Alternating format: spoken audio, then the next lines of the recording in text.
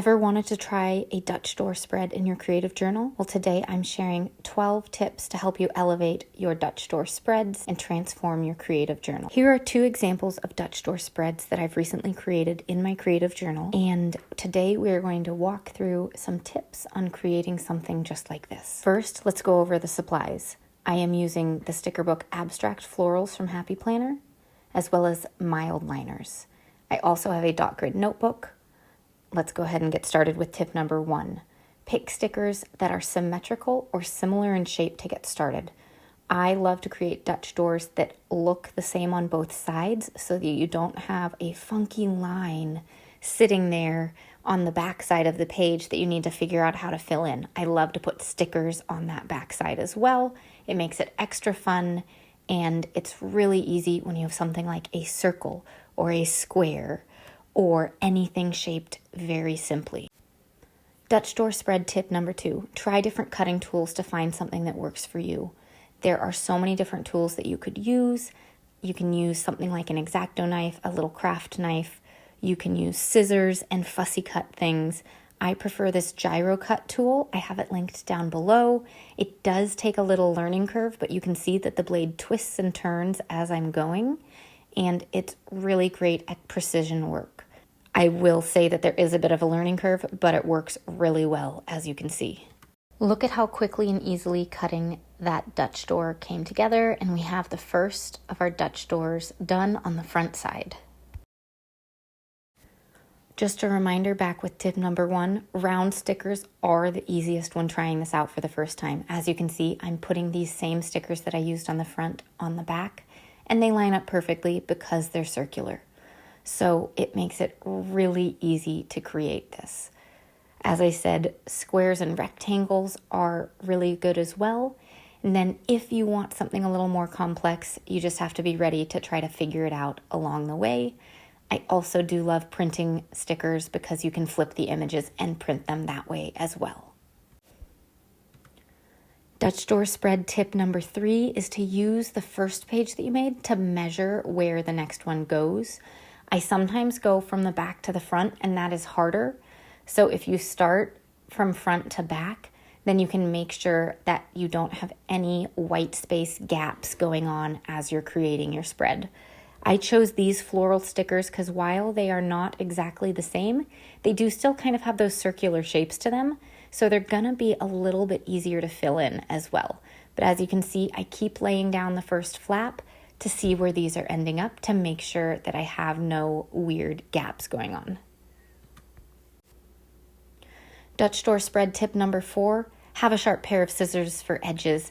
And this one kind of goes hand in hand with put your stickers all the way to the edges. It looks better when things do go all the way to the edge and you don't just leave a gap down at the bottom. But have a sharp pair of scissors so you're not accidentally tearing the page at the same time as trying to get the sticker off the page. You want to keep that nice crisp line. And then here, going back again to lining up your stickers, you can see those rounded edges are easier to fill up with these same stickers. Dutch door spread tip number 5, when things don't line up perfectly, find filler stickers to fill the gaps.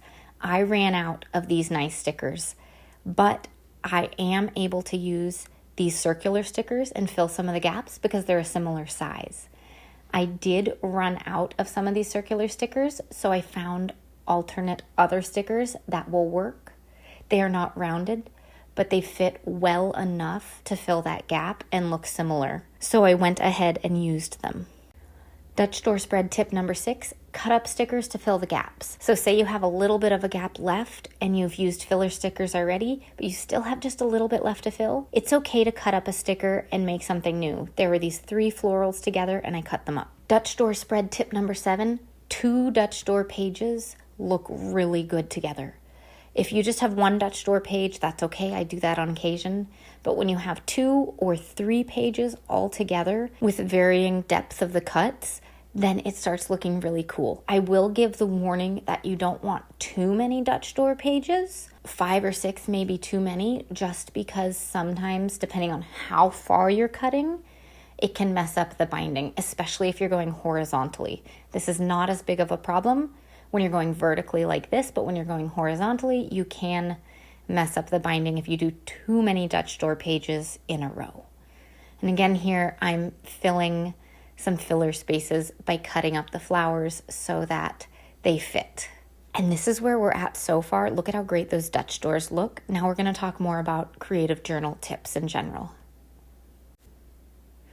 Dutch door spread tip number 8, use box stickers to help create shape in your journal. This is more of a creative journal tip, but I love it anyways, and it's part of finishing up this whole spread. So now that the Dutch door was complete, I needed to add in some stuff, and just writing in it without any decoration in the middle is kind of boring. So I love adding boxes or other decor in the middle of the pages to kind of break up the spaces where I am writing. And so as you can see, I'm just laying down a ton of big box stickers, and it's going to help it just turn into the journal pages of my dreams. By the way, I tend to use 1 page a day, so this spread would take me about 6 days to complete, depending on how much I have to write on any given day. But as you can see, you can use different styles of boxes. I did 2-month stickers here, and it worked out great. They're supposed to be in a classic sized monthly planner, but you can use them for anything. So I do this here, and then it's just another visual thing to look at throughout the spread. And you don't have to use just box stickers that are for writing in. You can use decorative box stickers too. So here are a couple of decorative ones that I'm placing that are just going to fill up a little bit of space.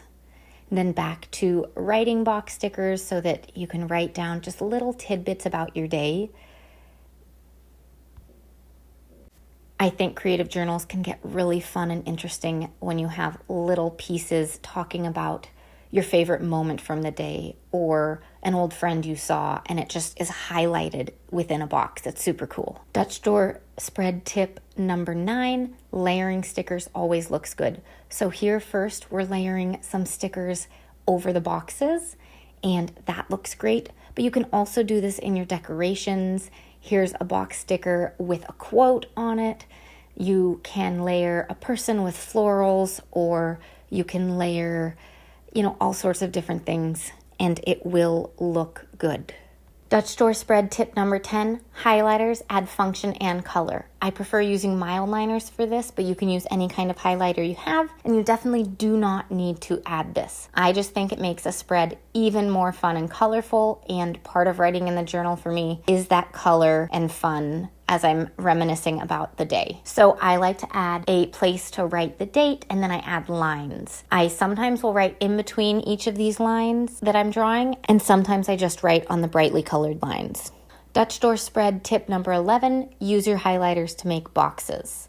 As you can see, I already created one for the date. I'm making another one here, but you can use them anywhere. I sometimes fill them up all the way like this. Other times I draw them just with the box. But either way, I always take a black pen and outline it, or do a doodle for the outline with dashes or something. It makes it look really fun and unique by adding in that little hand-drawn piece. In this part specifically, I love to not be perfect, which is why I do not use a ruler with it. I think it just adds a little more unique flair to each spread by doing it this way. Dutch door spread tip number 12, don't overthink it. When in doubt, just go with it and wait to figure it out and try new things, because oftentimes you'll come up with something that you hadn't even thought of. That's how it works out most of the time for me.